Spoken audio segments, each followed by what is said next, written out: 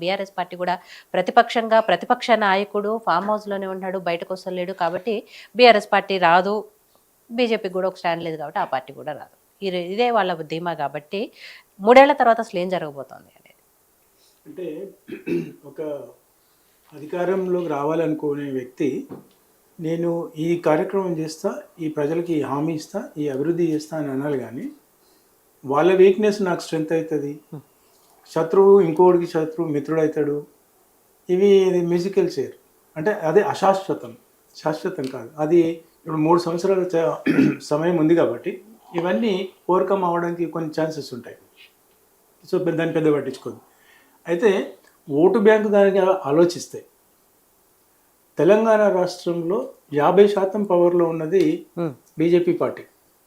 ఎందుకంటే 16 పార్లమెంటు నియోజకవర్గాల్లో 8 నియోజకవర్గాలు పార్లమెంటు సభ్యులు వాళ్ళు గెలుచుకున్నారంటే 50% ఆఫ్ ద ఎంపీస్ ఉన్నట్టు కేంద్ర రాష్ట్రాన్ని, కేంద్ర ప్రభుత్వాన్ని ఆశీర్వదించారు ప్రజలు. అంటే బొమ్మను చూసే ఓట్లు వేశారు, మనుషులను చూసే ఓట్లు వేయలేదు. అంటే అంతమంది ఓటు బ్యాంకు కూడా ప్రజల్లో ఉంది, ఆశీర్వదించారు. అంటే అవకాశం ఎంత ఉంది అనడానికి చెప్తున్నాను. అయితే ప్రతి ఒక్కరికి ఏంటి, ఇవాళ బీజేపీకి ఉన్న ఏకైక అడ్వాంటేజ్ ఏంటంటే మేము గతంలో ఈ రాష్ట్రంలో మేము పరిపాలన చేయలేదు, మాకు మీకు గొప్ప పని చేసే అవకాశం రాలేదు, తప్పులు చేసే అవకాశం అంతకన్నా రాలేదు. ఇది ఒకటే వాళ్ళ స్టాండ్ మీద. ఇప్పుడు వీళ్ళు మోసం చేశారని మీరు అంటున్నారు, మోసం చేశారని వాళ్ళకు కాంగ్రెస్కి ఇచ్చారు, కాంగ్రెస్ కూడా మోసం చేసింది అంటున్నారు. అంటే ప్రజలకు ఒక క్లారిటీ ఉంది. ఆ క్లారిటీతోని ఇంకా నెక్స్ట్ సబ్స్టిట్యూట్ ఏముంది అంటే బీజేపీ ఉంది అనేటువంటిది వాళ్ళకు ఒక ఆశ. అది ఎంతవరకు సఫలీకృతం అవుతుంది, ఎంతవరకు అప్పట్లో వాళ్ళకు ఉన్నటువంటి నాయకత్వ లోపం లేకుండా ముందుకు పోతారు అనేది కూడా ఒక ప్రశ్నార్థకమే. ఇప్పుడు మంది ఎక్కువైపోతే మజ్జిగ పలసగా అవుతుంది అని చెప్పాను. మీరు బస్సు తక్కువ 30 సీట్లు ఉంటే 20 మంది ఎక్కిండ్రు అనుకోండి, ఎవడు కంఫర్ట్గా ఉంటే అక్కడ కూర్చుంటాడు. కానీ 30 మంది బస్ సీట్లలో 31 ఉంటే ఎవడు లేవాలి, ఎవడు కూర్చోవాలి అనేది అక్కడ రగడ స్టార్ట్ అవుతుంది. కానీ బీజేపీ ప్రభుత్వం పార్టీ పరిస్థితి కూడా అప్పటి వరకు ఎలా ఉంటుంది అనేది చూడాలి. అదేవిధంగా ఇప్పుడు సోదరుడు అన్నాడు, అంటే ఫీజు రీఎంబర్స్మెంట్ చాలా ఇది దౌర్భాగ్యమైనటువంటి పరిస్థితి. ఎందుకంటే విద్యార్థులు గత ప్రభుత్వంలో కానివ్వండి, ఈ ప్రభుత్వం వచ్చిన తర్వాత కూడా వీళ్ళ గత ప్రభుత్వంలో బీఆర్ఎస్ పార్టీ ఫీజు రీఎంబర్స్మెంట్ బకాయిలు పెట్టిన మాట వాస్తవం. దాన్ని ఫాలోడ్ బై ఇక్కడ చేసుకొచ్చి వాళ్ళ 2 సంవత్సరాలు విజయవంతంగా కాంగ్రెస్ ప్రభుత్వం అధికారంలో ఉండి కూడా ఇప్పటికీ కూడా 1.5 సంవత్సరాల నుండి ముందు వాళ్ళ చదువులు పూర్తి చేసుకొని వాళ్ళు ఉన్నత విద్యకు లేకుండా, లేకపోతే ఉద్యోగ అవకాశాలు లేకుండా, సర్టిఫికెట్లు లేకుండా ఇవాళకి కూడా ఈ రాష్ట్రంలో వేలాది మంది విద్యార్థులు సర్టిఫికెట్లు లేకుండా అల్లాడిపోతున్నారు.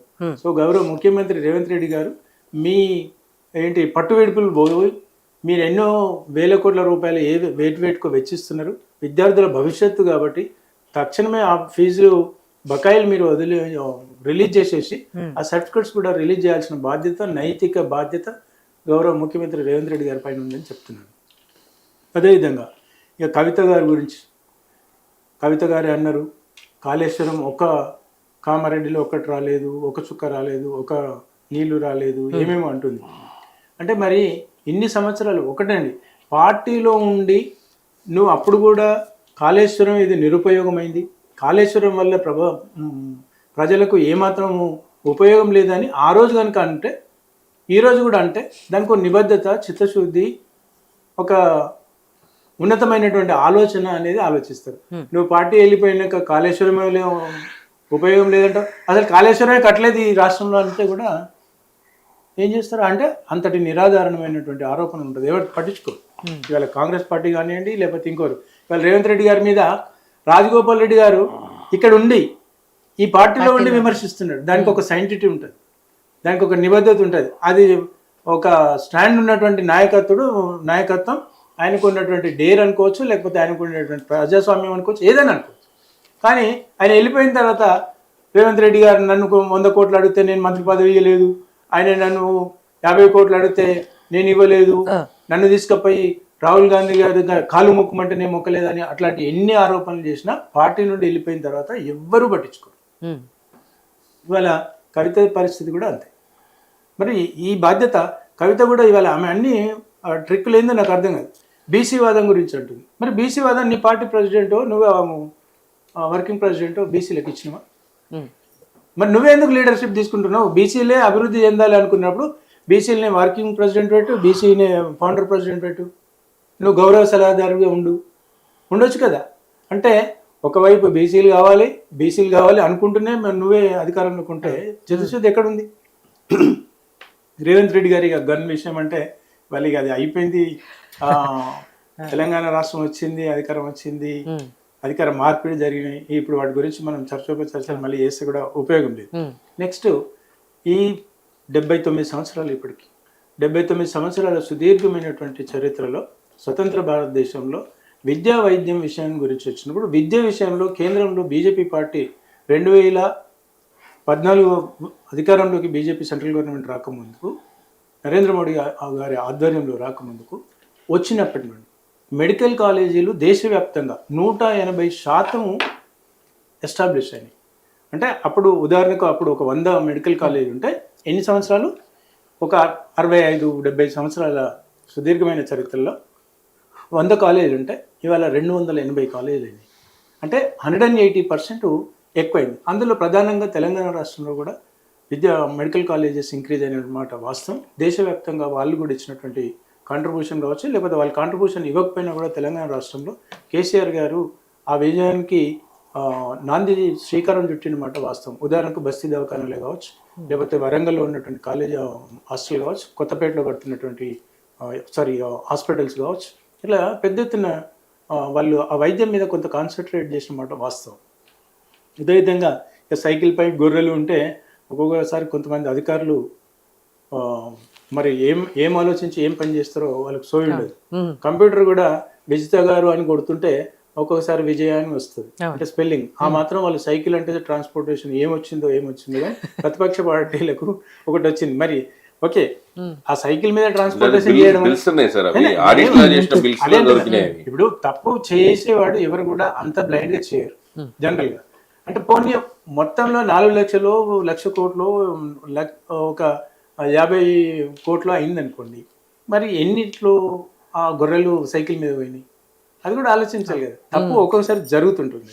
అదేవిధంగా కేంద్ర ప్రభుత్వం ఈ రాష్ట్రానికి ఏమి ఇవ్వలేదు అని అంటే కిషన్ రెడ్డి గారు ఒక శ్వేతపత్రం లాగా గతంలో అనౌన్స్ చేశాడు. ఏ సెగ్మెంట్కు ఎన్ని లక్షలు ఇచ్చినాం, ఎన్ని వేల రూపాయలు ఇచ్చినాం, ఎన్ని వేల కోట్లు ఇచ్చినాం, 100 కోట్లు ఇచ్చినాం, ఒక బుక్లెట్ చేశారు. అది చేసినా కూడా మళ్ళీ అంటారు ఎవిడెన్స్ లేనంతసేపు ఎవిడెన్స్ లేదంటారు. ఎవిడెన్స్ ఇచ్చినాక ఇది రాంగ్ ఎవిడెన్స్ అంటారు. ఎవరు ఇప్పుడు మనందరం మాట్లాడుకుంటున్నాం, వాళ్ళు చెప్పేది వాళ్ళు చెప్తున్నారు, వీళ్ళు చెప్పేది వీళ్ళు చెప్తున్నారు. ఇప్పుడు దాన్ని రాజ్యాంగం లాగా స్టాంప్ ఎవరు వేయాలి అంటే నేను న్యూట్రలిస్ట్, నేనే వేయాలి, వాళ్ళు వేయలేదు. అంటే చేసిన వాటిని ఇక్కడ తెలంగాణ రాష్ట్రం నుండి జిఎస్టీ రూపంగా వాళ్ళకు కాంట్రిబ్యూట్ చేసిన మాట వాస్తవం ఎక్కువనే.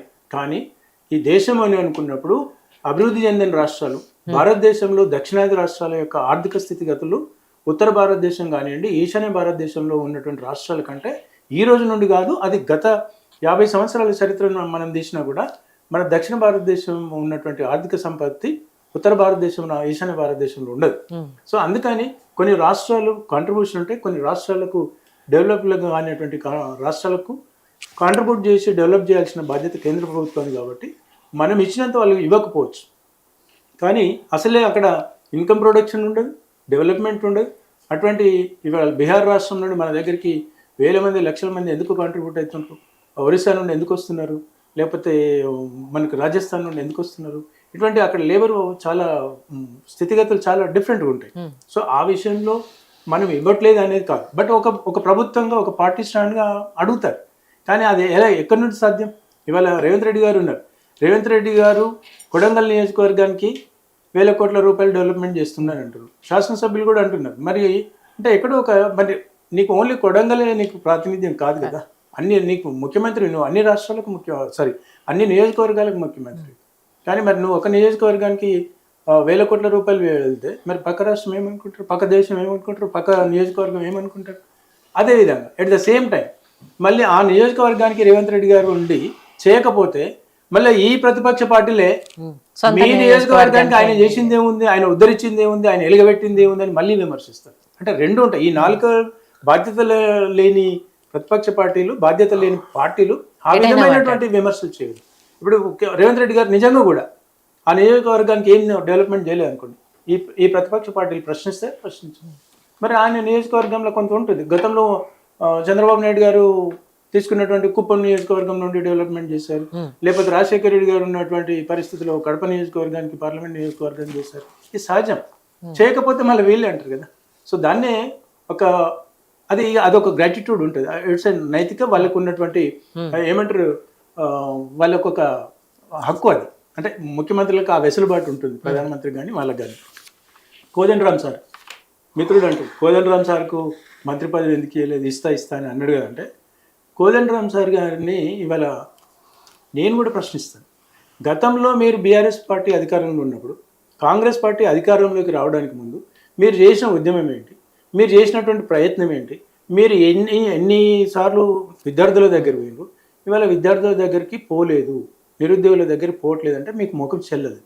అంటే రేవంత్ రెడ్డి గారు చాలా కనిపెట్టి మంత్రి పదవి ఇవ్వలేదేమో అనుకుంటున్నాను. ఎందుకంటే నువ్వు నిరుద్యోగుల పక్షాన బీఆర్ఎస్ పార్టీలో రిప్రజెంట్ చేసినావు, జేఏసీ తరఫున, మీరు ఉద్యోగుల తరఫున చేసినావు. అంటే వాళ్ళందరినీ మోసం చేసి నా దగ్గరకు వచ్చినావు కదా, రేపటి రోజున నన్ను కూడా మోసం చేసి నువ్వు మలబోవేమో అనేటువంటి ఉద్దేశంతో ప్రొఫెసర్ కోదండరామ్ గారికి మంత్రి పదవి ఇవ్వలేదని నేను అంటున్నాను. ఎందుకంటే ఇది వాస్తవం. ఆ పిల్లల నిరుద్యోగులు, విద్యోగులు వాళ్ళ యొక్క ఏమంటారు శాపనార్థమే ఆయన పార్టీ విచ్ఛిన్నమైపోవడానికి, ఆయన ఒక మంత్రి పదవి రాకపోవడానికి, ఆయనకి ఇచ్చిన ఎమ్మెల్సీ కోట్ల పోవడానికి, ఇవన్నిటికీ ఆయనే కారణం. అంటే భగవంతుడు ఏదో రకంగా దేవుడు చూస్తుంటాడు. అది ఇవాళ ప్రొఫెసర్ కోదండరామ్ గారికి ప్రత్యక్షంగా బతికుండగానే కనిపిస్తుంది. అంటే వాళ్ళందరినీ మోసం చేసి అధికారంలో తీసుకొచ్చింది ఒక సంతోషం ఉండొచ్చు, కానీ అంతటి నమ్మించి నువ్వు ఉద్యమం చేసిన వాళ్ళను చేసావు కదా, రేపు నాకు కూడా మోసం చేయమని గ్యారంటీ అయింది అనేటువంటి ఆలోచనతో రేవంత్ రెడ్డి గారు ఉన్నారు కాబట్టి ఇయ్యరు, భవిష్యత్తులో కూడా ఇయ్యడే. మీరు మనం అంటుంటే మరి ఇది ఎక్కడో నెగిటివ్ పోతుందని. ఇవాళ కోదండరామ్ గారికి ఏ పదవి ఇవ్వకపోయినా వచ్చే నష్టము లేదు, ఆయన కోసం కొట్లాడే వర్గము లేదు. అప్పట్లో పనిచేసిండు, ఇప్పుడు ఆయన కోసం పోతాడా? అశోక్ నగర్ బొమ్మనండి, ఉస్మానియా యూనివర్సిటీ బొమ్మనండి, అమీర్పేట కోచింగ్ సెంటర్ల దగ్గర బొమ్మనండి, ఎక్కడ పోయే ముఖం లేదు. అట్లనే విజన్ అనుకున్నారు. విజన్ అనేది ప్రతి ముఖ్యమంత్రి గారు చెప్తారు, కానీ ఆ విజన్ అనేది ఎంతవరకు సఫలీకృతం అవుతుంది, దానికి ఉన్నటువంటి నిబద్ధత ఏంటి, దానికి ఉన్నటువంటి వనరులు ఏంటి, దానికి ఉన్నటువంటి సార్థకత ఏంటి అని వీటిని ప్రజలు కూడా ఎప్పటికప్పుడు చూస్తుంటారు. ఇప్పుడు డెవలప్మెంట్ చేస్తామని అంటారు. ఇవాళ వికలాంగులకు కావచ్చు, లేకపోతే వృద్ధులకు కావచ్చు, లేకపోతే కౌలు రైతులకు కావచ్చు, కొన్ని ఏదో ఒక సెక్షన్ కమిట్మెంట్ ఇచ్చినటువంటి దాన్ని ఒకటి ఫుల్ఫిల్ చేస్తే ఇంకొకటి ఫుల్ఫిల్ చేస్తారనేది ఆశ ఉంటుంది. వాళ్ళు చాలా రంగాల్లో కాంగ్రెస్ ప్రభుత్వం రేవంత్ రెడ్డి గారు స్వయాన్ని కమిట్మెంట్ ఇచ్చినటువంటి విషయాలలో ఫెయిల్యూర్ అయినవి కాబట్టి అక్కడ అవకాశం ఎక్కువ లేదు. మీరు ఇస్తామన్నారు, ఏమన్నట్టున్నారు, మీరు 100 యూనిట్ల కరెంట్ ఇస్తారు, 100 యూనిట్లకు ఎంత అవుతుందండి? 600 అవుతుంది ఎగ్జాంపుల్. అది డొమెస్టిక్ అయితే 400, 500. 400ని మీరు గోరంతని కొండంతో చెప్పుకున్నప్పుడు మీరు 2000 పెన్షన్ 4000 ఇస్తామని అంటే 2000 అక్కడనే మోసం చేశారు కదా. అంటే మీరు ఇచ్చిన దానికి మీరు కమిట్మెంట్ ఇచ్చి ఫెయిల్ అయిన దానికి కంపారిజన్ చేసుకుంటున్నారు. ఇవాళ రేవంత్ రెడ్డి గారి మీటింగ్లు కూడా నేను చూస్తున్నాను. ఈ రైతులను ధనవంతులను చేయాలి, రైతులకు కమిట్మెంట్ ఇచ్చిన దాన్ని ఈ కాంగ్రెస్ ప్రభుత్వమే ఎవరు కూడా చేయలేదన్నాడు. వాళ్ళకు తెలియదా? మొన్నటి వరకు రైతు బంధు తీసుకున్నటువంటి రైతులు ఆ రైతు బంధు రాకుండా మనకు కుడి చేత రావాల్సింది ఎడమ చేత వచ్చింది అంటే వాళ్ళకి తెలియదు ఆ డిఫరెన్స్. మరి మనకు అది ఇది బెనిఫిట్ అయితే ప్రజలు తప్పకుండా ఆశీర్వదిస్తారు. ఆ కాంగ్రెస్ పార్టీ రైతాంగం కూడా ఉంది కదా, కమ్యూనిస్టులు ఉన్నారు కదా, వేరే పార్టీ వాళ్ళు ఉన్నారు కదా. మరి వాళ్లకు మీరు మైకుల ముందు ఎన్ని మాట్లాడినా క్షేత్రస్థాయిలో విద్యార్థులకు కానీ, నిరుద్యోగులకు కానీ, ప్రజలకు కానీ, మహిళలకు కానీ, రిటైర్డ్ వాళ్ళకి కానీ, అందరికీ ఉద్యమకారులు కానీ, ఇవన్నీ సెక్షన్ ఆఫ్ పీపుల్ ఉన్నారు. ఇక సోదరుడు ఇంతకుముందు చెప్తుండే అందరికీ పెంచినాం అని. అసలే చెప్పలే. కేసీఆర్ గారు సర్పంచ్ల జీతాలు పెంచిండు, ఎమ్మెల్యేల జీతాలు పెంచిండు, అప్పుడు పెంచారు కదా, వాళ్ళందరికీ పెట్టారు. మళ్ళీ అది చెప్పారు, నాయకులు కూడా వాళ్ళు కూడా పరిపుష్టి ఉండాలని చాలా పెంచిండు. మరి అదేవిధంగా ఆర్టీసీ కార్మికులు అంటే పెంచడం అనేది ఒక చిత్తశుద్ధితోని కొంత తెలంగాణ రాష్ట్రం స్వరాష్ట్రం ఏర్పడిన తర్వాత వాగ్లింగంపల్లి సుందరయ్య విజ్ఞాన కేంద్రంలో కేసీఆర్ గారు ఒక స్పీచ్లో వెళ్తే ఒక ఉద్యమకారుడిగా నేను కూడా వెళ్ళినటువంటి సందర్భంలో ఆయన ఏమన్నాడంటే, మాటకారు కదా, మన తెలంగాణ రాష్ట్రం వస్తే పోరాటాలు లేని, నిరసనలు లేని, ప్రభుత్వాన్ని మనం నిర్మించుకుందాం అన్నాడు. ఆ నిరసనలు లేకుండానే స్థలాన్ని ధర్నా చౌకనే ఎత్తేసారు. ధర్నా చౌకని ఎత్తేస్తామనేటువంటి వ్యక్తి. అదేవిధంగా తెలంగాణ రాష్ట్రం వస్తే కేంద్ర ప్రభుత్వంతో పోటీపడి ఉద్యోగస్తులకు జీతాలు పెంచుతామన్నాడు. కొంతవరకు పెరిగిన మాట వాస్తవం. తెలంగాణ రాష్ట్రం వచ్చిన తర్వాత అప్పటికి లేనటువంటి స్కేల్స్ తర్వాత పెరిగిన వాస్తవం. కానీ అంటే ఒక ఉద్వేగాన్ని సృష్టించగలిగి ఆలోచించే దాంట్లో జర దిట్ట కాబట్టి అప్పుడు అన్నాడు, మా ఉద్యోగస్తులు 2 గంటలు ఎక్కువ పని చేసినా తెలంగాణ అభివృద్ధి కోసం పనిచేస్తారు, మాకు పోరాటం లేదు, మాకు పంచాయతీ లేదు, పంచాయతీ లేని ఉద్యోగం ప్రభుత్వాలకు మేము నడిపిస్తామని అన్నాడు. కానీ ఆ నిరుద్యోగులు, ఆ ఉద్యోగస్తులు వాళ్ళకు కూడా ఇయ్యనటువంటి టైంకి జీతాలు ఇవ్వలేదు అనే అపవాదు కూడా ముట్టబెట్టుకున్నారు. ప్రభుత్వంలో ఎవరికైనా సొంత ఆస్తి లేకపోయినా కూడా ప్రభుత్వ ఉద్యోగం ఏమంటే పిల్లనిస్తానట్టు. ప్రభుత్వ ఉద్యోగం ఉంది, నీకు ఏం లేదంటే వాడు సంతకం పెడితే దానికి 1 లక్ష రూపాయలు 10 లక్షలకు ఒక జామీన్ లాంటిది. ఇవాళ కేసీఆర్ గారి ప్రభుత్వంలో గవర్నమెంట్ ప్రభుత్వం అంటే ఉద్యోగస్తులు అంటే వీడు ఎందుకు పనికిరాడరా, వీడు చెక్ ఇచ్చినా లేకపోతే సంతకం పెట్టినా ఇది 0 4వ మీద రాసుకొని కూడా పనికిరాదు అనేటువంటి పరిస్థితిని కేసీఆర్ గారు సృష్టించారు. అది అంటే నేనేమంటున్నా, ఇంతకుముందు నుండి కూడా ఏ సెక్షన్ పీపుల్ అయితే విద్యావంతులు మేధావులు వాళ్ళు బలపడితే మా అస్తిత్వం కష్టమవుతుంది అనేటువంటి సెక్షన్ పీపుల్ని వీళ్ళందరూ ఇగ్నోర్ చేస్తున్నారు. అది నిరుద్యోగులు కావచ్చు, విద్యావ్యవస్థలు కావచ్చు, ఉద్యమకారులు కావచ్చు, లేకపోతే మహిళలు కావచ్చు, వాళ్ళను ఇక్కడ తొక్కేస్తున్నారు. కానీ మీకు కూడా మ్యూజికల్ చైర్ వస్తుంది అందరికీ, అన్ని పార్టీలకు. మీరు ఇదే వరవడి కనుక భవిష్యత్తులో కనుక ఈ సెక్షన్ ఆఫ్ పీపుల్ని మీరు తప్పుగా రాంగ్ డైరెక్షన్ చేసుకుంటూ సమయానుకూలంగా మోసం చేస్తే మీరు కూడా భంగపడే సందర్భం తప్పకుండా భగవంతుడు చూపిస్తాడు. భగవంతుడి రూపంలో, ప్రజల రూపంలో, ఓటు రూపంలో మీకు కనిపిస్తుంది. రైట్.